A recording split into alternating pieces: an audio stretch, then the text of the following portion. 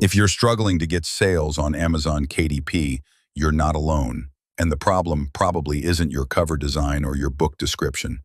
It's the niche you chose. Here's the truth no one tells you. Most KDP niches are dead zones. They're either so oversaturated that new books drown, or so obscure that no one's searching for them. And yet, every day, new publishers blindly walk straight into these traps, following outdated YouTube advice or copying what's trending, without ever asking, does this actually sell? The harsh reality?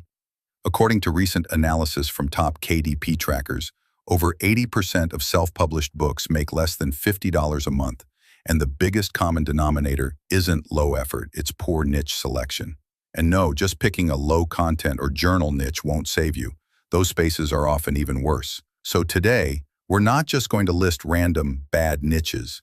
We're going to expose the 5 worst performing KDP niches that kill momentum and waste your time. More importantly, I'll show you exactly what you should do instead, even if you're just getting started. Ready to stop guessing and start publishing smarter? Let's break down the first deadly niche mistake. And hey, don't forget to subscribe to Publish to Profit for smarter KDP strategies every week. Let's dive into the 5 most unprofitable KDP niches that continue to trap beginners into wasted time and zero results. These aren't just low selling, they're dead zones for discoverability and growth. 1. Generic journals. The journal niche exploded in popularity during the early days of KDP. Everyone was uploading blank page journals with pretty covers. But here's the problem. Amazon is now flooded with millions of them. There's almost no way to stand out unless you're bringing something extremely unique, and most beginners aren't. Worse, these listings rarely rank because people aren't searching for generic line journals. They're looking for specific tools, gratitude journals, fitness logs, therapy prompts, etc. If your only differentiator is a floral cover, you're done. 2. Basic coloring books for kids. Sounds easy, right? Kids love coloring. But most beginners miss the mark. They download free images, slap them into a book, and expect it to sell. Here's why it doesn't work. Parents want high-quality, age-appropriate content. Most of these books have terrible design and layout.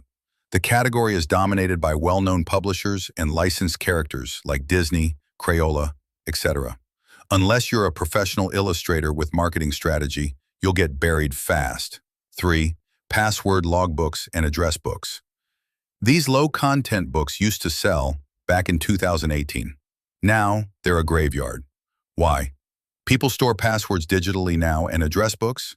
Most folks under 50 have never even touched one. Plus, Amazon's recommendation engine rarely promotes them because they're not active interest products anymore. You're creating something no one's actively searching for, and that's a recipe for failure. 4. Generic prompt books like writing prompts or drawing prompts. There's a subtle trap here. You might think, everyone loves creative prompts. I'll just throw in 100 random ones and publish. But again, discoverability kills you. These niches are crazy oversaturated, and unless you have a unique angle, people won't find your book. Not to mention, many buyers now expect these for free online. There are entire websites offering endless prompt lists. You must have either a branded voice, targeted sub-niche like horror writing prompts or left-handed drawing prompts, or deep content to win. 5. Dream journals and lucid dream trackers. This one sounds interesting. And there was a brief surge in popularity. But most of the books in this category are visually dull and generic, offer no guided content or tracking system, are fighting over a very niche audience that doesn't buy often. Lucid dreaming communities tend to share digital tools or use phone apps. So even though the niche seems cool, it doesn't translate well to book sales. These 5 niches all share a fatal flaw: low buyer intent and/or high competition with no way to stand out. So, what should you publish instead? That's what we'll cover next. How to identify profitable KDP niches, even if you've never made a sale. Let's flip the script and talk strategy. So if those 5 niches are dead ends, what actually works in 2025? Here's the key insight. Profitable KDP niches solve specific problems or fulfill niche desires. People aren't just buying books, they're buying outcomes. Your job is to create a book that delivers something useful or emotionally satisfying to a very specific person. Strategy number 1, niche down, then niche down again. Don't just create a planner, create a 30-day post-surgery recovery planner for hip replacements. That might sound overly specific, but that's exactly why it works. These types of niches face lower competition, attract motivated buyers, make your book easier to rank for long-tail keywords. Use Amazon's autocomplete or tools like Publisher Rocket to dig into underserved subcategories. Strategy number 2, solve real problems with utility content. Books that provide functional value, like trackers, guides, checklists, or logs, are still profitable when tailored well. Example, a generic fitness journal is tough to sell, but a strength logbook for women over 50 with goal-setting pages, metric tracking, and weekly reflections? That book speaks to a real person with a real goal. People pay for books that make their lives easier. Give them that.